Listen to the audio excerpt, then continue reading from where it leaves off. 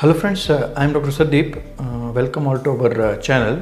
In our channel, I will be dealing with this homeopathy subjects mainly, and the disease understandings, how the disease processes happen in the human being, what are the causes of the diseases, what is the pathology, and how are the diagnostic things we will do in our medical system.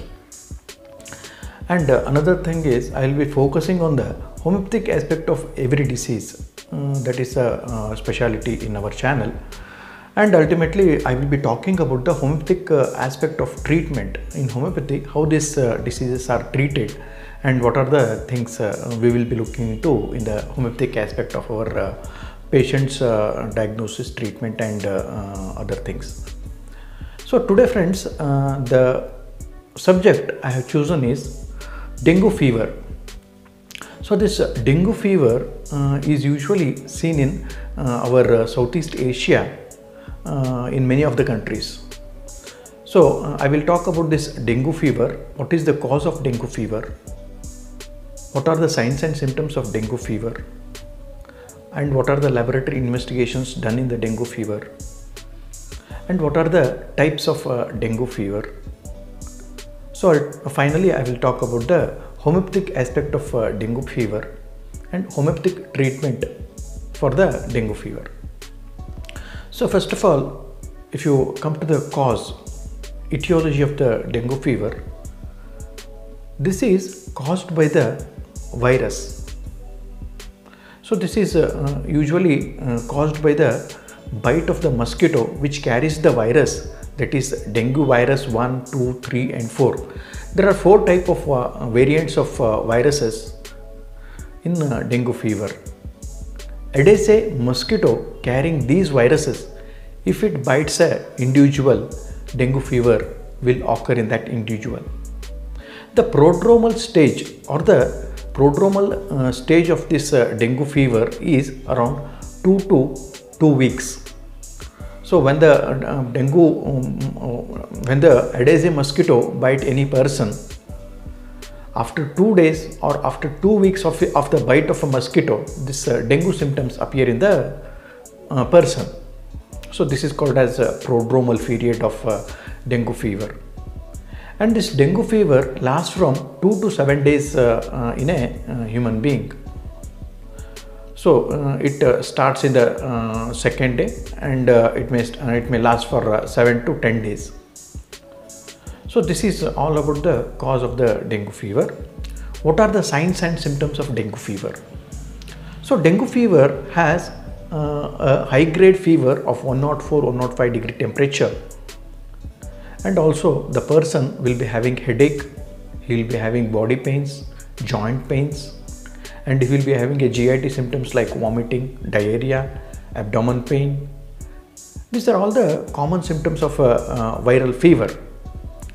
Along with this dengue fever has the rashes on the body, petechial rashes on the body. These petechial rashes sometimes bleed, sometimes it is non-bleeding patch of rashes. This is the most accurate thing to look into the fever. If the body is producing rashes, this is a type of fever, and it may be a type of dengue fever. So these are all the signs and symptoms of dengue fever.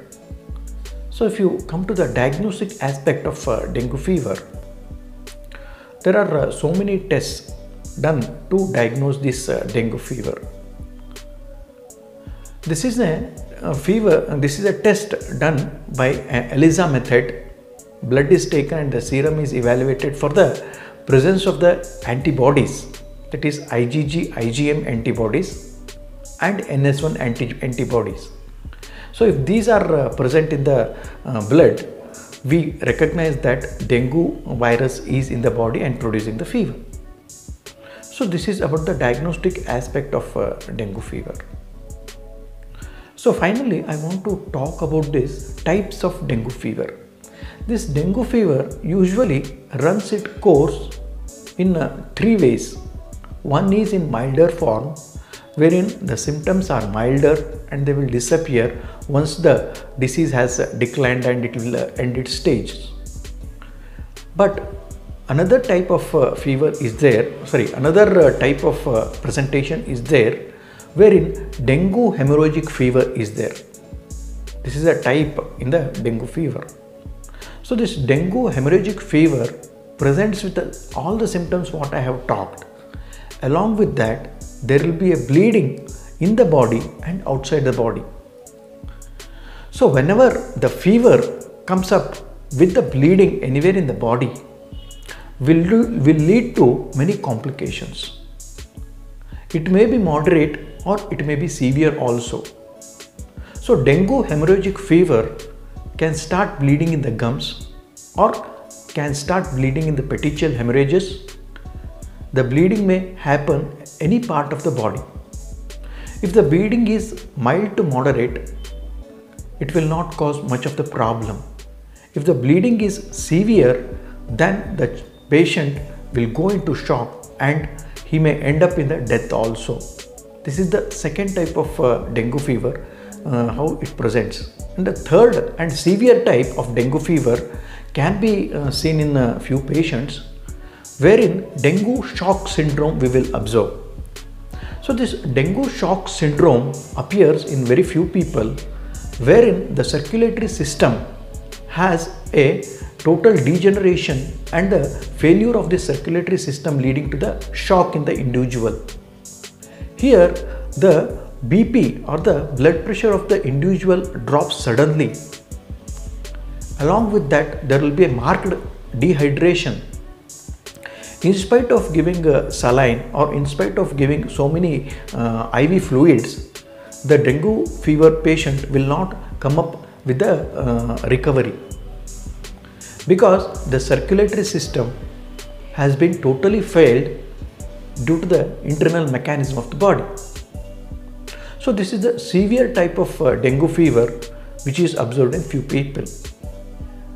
These are the three types of presentation of dengue fever, types of dengue fever. So coming to the homeopathic aspect of this dengue fever. In our homeopathy, we take a totality of the person or the totality of the patient.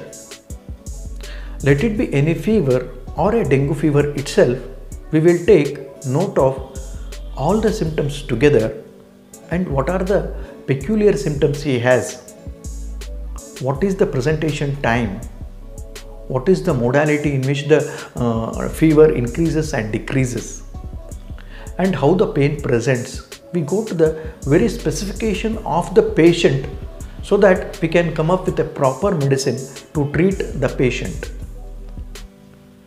We don't usually diagnose the patient by any name of the disease.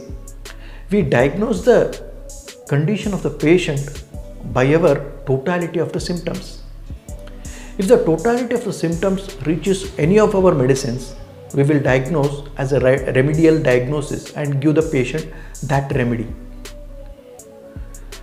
Here in our homeopathy, we will not only consider the symptoms, we will consider his mental state, we will consider his sleep state, we will consider his circulatory state, we will consider any bleeding is there, we will consider A to Z symptoms of all the symptoms and come to a remedial diagnosis. In dengue fever, we usually come up with very good medicines wherein this medicine acts suddenly or medicine acts immediately and check the whatever the process is going on the patient. In all types of dengue fever, that is mild to moderate, moderate to severe type of dengue fever can be treated in homeopathy efficiently. We have few medicines, I will name it. One is Rustox, which comes in help for the physician to take care of dengue fever. There are so many medicines like Bryonia, Belladonna, and dengue fever can be treated with Beptacia also. So there are so many acute medicines with us, which will act suddenly and treat the patient and relieve the patient immediately. So this is all about homeopathic aspect. If you go on talking about these medicines, there are many medicines wherein the symptom totality, if the medicine reaches or the patient reaches, then only we will give. And these medicines act in seconds. It is not like giving today and tomorrow the action starts. No, the medicine chosen properly on the totality basis, on the miasmatic basis, giving importance to the patient aspect, that is individual aspect, the remedy acts very quickly and relieve the patient very early.